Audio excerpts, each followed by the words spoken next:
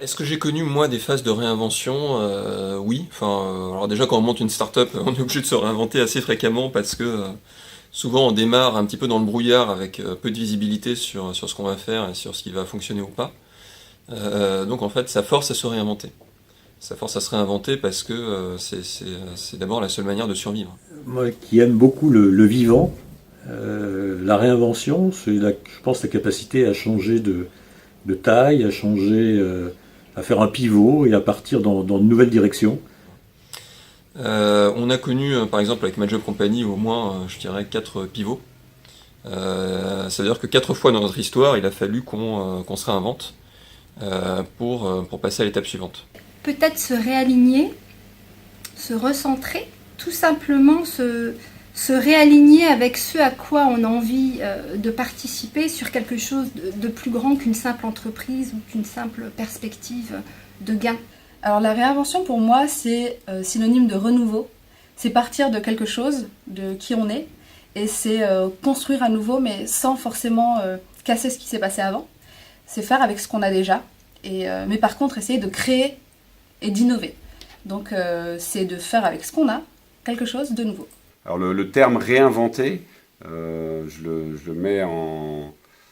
le relie à l'époque qu'on vit, qui est une époque de profond bouleversement où on lit beaucoup de choses qui peuvent nous laisser imaginer ce que sera le monde de demain, mais on sent bien qu'il y a plus de points d'interrogation que de certitude. Et donc, par rapport à ce champ qui s'ouvre, assez inconnu, voire totalement inconnu, on est obligé d'inventer des choses nouvelles. On ne peut pas adapter, on ne peut pas s'adapter. On est dans l'invention. Voilà, donc je trouve que ça correspond bien aux défis qui nous attendent. La réinvention, c'est pour moi un petit peu la démarche qu'on essaie de mener dans l'entreprise, où on essaie d'être beaucoup plus proche du terrain, laisser plus d'autonomie à nos équipes. On est fondamentalement dans un métier d'homme et de prestation, et on s'est aperçu d'ailleurs qu'en grossissant, on avait tendance à se structurer, à devenir une sorte de gros zinzin qui s'éloignait de la réalité du terrain, là où on fait la prestation auprès des clients. La réinvention, c'est préparer le futur tout en prenant soin de l'ADN de l'entreprise dans laquelle on est. C'est faire se réunir le monde de demain et l'ADN, l'enracinement de l'entreprise. Et on a entamé une démarche depuis quelques années, un peu de l'inspiration entreprise libérée, même si je n'aime pas ce terme, mais qui est vraiment de dire, faisons confiance à nos équipes, faisons-les travailler plus en mode transverse, en mode collaboratif, développons cette notion d'intelligence collective par des groupes de travail, par des groupes qui mélangent les équipes et les niveaux hiérarchiques, de façon à redonner de l'envie, de l'impulsion sur le terrain. La réinvention, pour moi, c'est d'être en capacité de réimaginer quelque chose à partir d'un existant, de se remettre en cause, d'accepter d'explorer ce qui ne marchait pas et apporter de l'innovation aussi dans ce qu'on va créer. Alors la réinvention, pour moi, c'est avant tout un saut dans l'inconnu. Quitter sa zone de confort, quitter ce que l'on connaît pour aller vers quelque chose que l'on invente, que l'on découvre. Moi, j'ai plusieurs principes de base. On bâtit sur le passé, donc on s'appuie sur des éléments de fierté, parce que les gens parfois ont passé 5 ans, 10 ans dans une boîte et on ne peut pas leur dire que du jour au lendemain, tout ça n'a plus de valeur. Deuxième, plutôt la stratégie pragmatique des petits pas.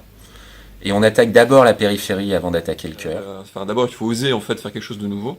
Puis à un moment se dire bon en fait ce qu'on a essayé c'était peut-être pas tout à fait ça. Donc il faut être capable de se dire bon voilà on a essayé mais c'était pas suffisant et il faut recommencer. Donc ça demande à la fois d'avoir de l'humilité, d'être capable d'admettre qu'on n'a pas toujours raison. C'est comme dans mon parcours, cette notion d'incrémental. On va essaimer plein d'initiatives par des petits morceaux de l'organisation et petit à petit ça fera boule de neige et ce sera intéressant. 3, on n'impose rien, on s'appuie sur les gens qui ont envie. On va perdre trop d'énergie à essayer de convaincre des gens qui ne sont pas convaincus.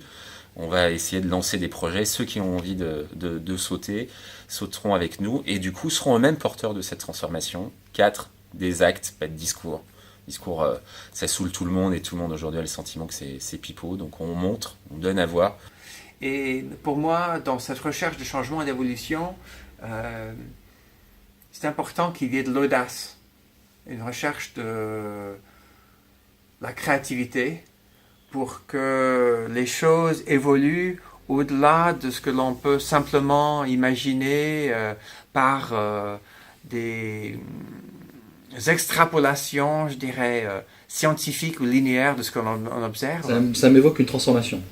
Ça m'évoque le fait de dire qu'il y avait des modèles existants, des façons de faire existantes, qui aujourd'hui aboutissent à une sorte de lassitude, de rupture, de manque d'avancement, manque de progrès, et qui suscitent auprès des gens comme nous, dans les entreprises, à un moment donné, une volonté de vouloir faire autre chose. La réinvention est un thème que j'aime beaucoup. Pourquoi ? Parce que la vie est un perpétuel mouvement.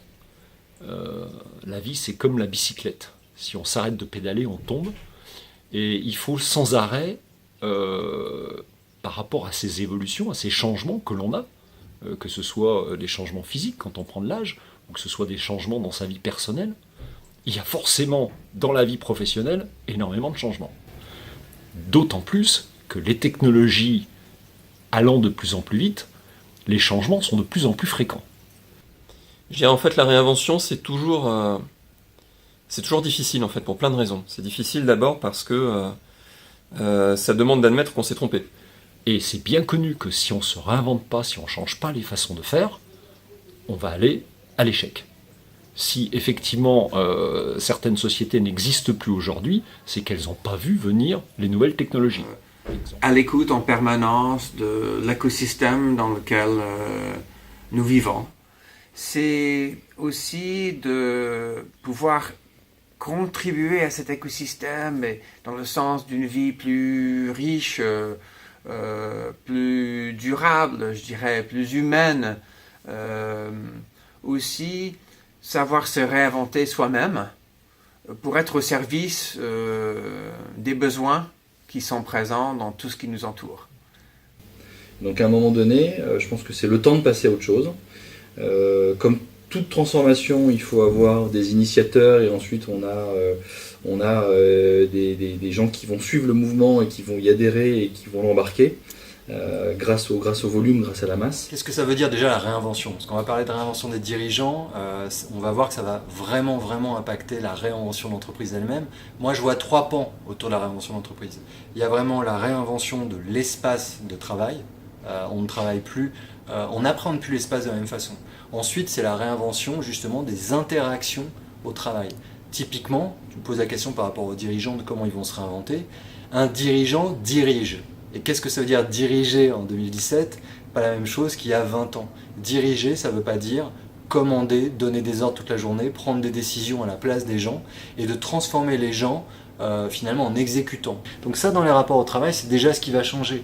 On n'est plus là justement dans une relation finalement autoritaire où il y en a qui savent et il y en a qui doivent se taire et écouter. Maintenant, ce que je vois sur beaucoup de dirigeants, c'est des envies aussi, des appels.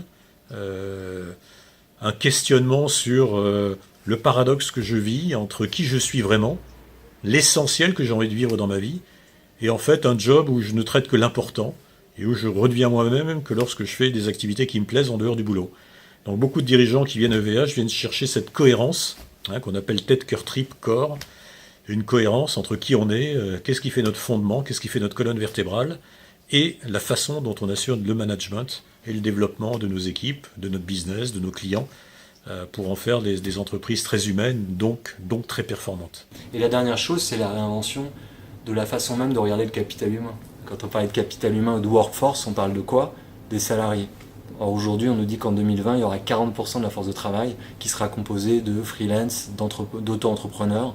Donc du coup, il n'y a plus du tout cette notion d'autorité qui vient dire « je suis ton chef, donc tu fais ce que je te demande ». Non. En même temps, à chaque fois qu'on l'a fait, c'est une grande satisfaction parce que quand on ose en fait, quand on ose l'admettre et quand on ose se remettre en question, très souvent la vie vous apporte les réponses. C'est-à-dire que comme par hasard, il y a les ressources qui vont surgir et qui vont vous permettre d'atteindre l'étape suivante. Et comme les changements dans la société, dans l'entreprise sont de plus en plus fréquents, il est important qu'on apprenne à l'individu à se réinventer personnellement pour être plus aligné, pour pouvoir faire face à ces changements qui sont très souvent anxiogènes avant d'être bénéfiques. il faut donner du sens aux gens pour les motiver, les engager à faire.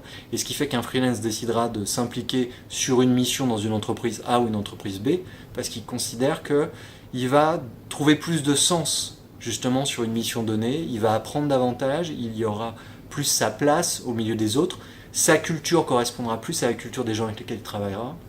Donc finalement, on doit regarder la workforce très différemment et il faut arrêter de penser salarié. Il faut penser personne avec lequel j'interagis dans un cadre professionnel. Et on se réinvente souvent quand on est forcé, mais aussi quand on sent l'appel et qu'on sent que c'est le bon moment. Et il y a des périodes dans la vie. On connaît la crise de la quarantaine que j'ai eue, on connaît la crise de l'adolescence, voilà, il y a des crises qui sont comme si elles étaient programmées dans la vie, qui sont intéressantes. Et puis il y en a d'autres qui vous surprennent au moment où vous y attendez le moins, et qui sont source de sagesse et d'inspiration.